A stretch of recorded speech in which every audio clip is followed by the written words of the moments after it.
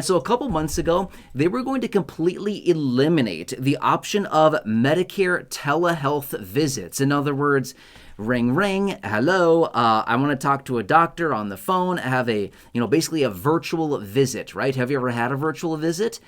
I prefer those. That's awesome, right? I have my phone sitting right here. Obviously, I just held it up with the article, but I do like a video visit, right? I just whip out my phone. Hey, hi, talking on the little video. 3 minutes later, done. Love it. Didn't even have to leave, right? Right here, fast, easy, super nice to do. It's convenient for a lot of people, especially a lot of people on Medicare. I mean, for those of you in this community, right? I mean, you know this about me, my situation, I'm blind. I don't drive. I haven't driven in 20 plus years. So for me, when I need to go somewhere, it's honestly kind of a headache. It's kind of a hassle because I don't drive. I have to rely on people to help me out because I'm blind, right? So my point being is that a lot of people on Medicare are kind of in similar situations, maybe not blind like me, but maybe have mobility situations or, a hard time getting around or whatever the situation is. It's maybe not all that feasible to get out and go to a physical doctor's visit. And again, they were going to eliminate telehealth services. I don't know. In my opinion, that's a nuts thing to do. Why would they restrict telehealth services for Medicare beneficiaries? These are the people that should have expanded telehealth services because it's so convenient and it gives them the medical needs or the medical visits and attention that people need. It's way more convenient and it ultimately helps people stay healthy. I mean, why would we restrict that? It doesn't make any sense to me. But anyway, they were going to restrict it. They were going to completely eliminate it a couple months ago. And then last minute they came forward and they're like, just kidding, we're actually going to extend it out.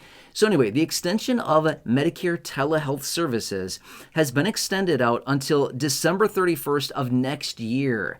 2027. So as I film this video, that's only about a year and a half away from right now. It's not that far, okay? So point being is that it's around for a bit longer and they have about another year and a half to figure this out and hopefully bring in some longer term agreements on this to actually keep this in place because this is something that a lot of people rely on. And another thing too that maybe they're not thinking about, the people that are utilizing this, although it may be a small percentage of overall Medicare beneficiaries, but the people that do utilize it, like me, are the people that really, really need it. Those individuals that maybe have a hard time getting out, maybe have mobility issues, or like in my situation, I don't drive. So therefore, having the ability to use telehealth services is vitally important for the people that actually need it. Does that kind of make sense? Right?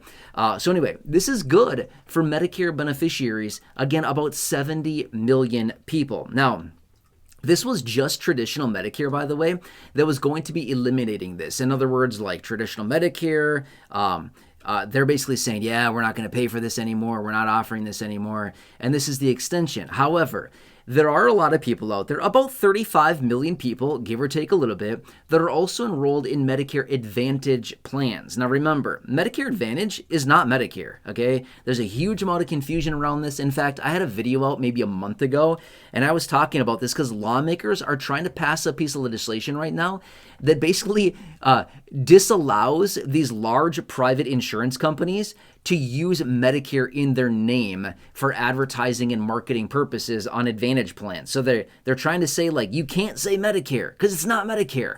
You're right. Medicare Advantage is not Medicare. It's literally a Medicare-approved, privately provided plan from like one of these big private insurers. Okay, that's what it is. It's literally not Medicare. It's a private insurance plan that Medicare basically gives the thumbs up to and says, yeah, sure, that's Medicare approved, right? That's basically what it is. Okay, obviously, there's more to it than that, but that's kind of in essence what a Medicare Advantage plan is.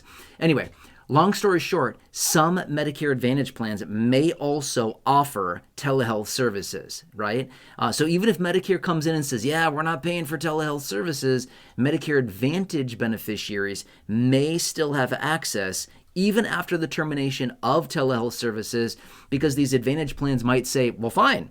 Original Medicare doesn't want to do it, but we will offer telehealth services because they probably know that offering these types of services allows the care that people on Medicare need in a more timely manner. And when people are getting timely medical care for their needs, they're probably going to ultimately be living a little bit more of a healthy life because they're whatever it is medically that they need, they're getting that addressed sooner before they get too sick or something goes wrong, ultimately costing even more money because the person now has become sick or something else has happened, and now their medical expenditures are going to be even more, costing the insurance company even more money, right?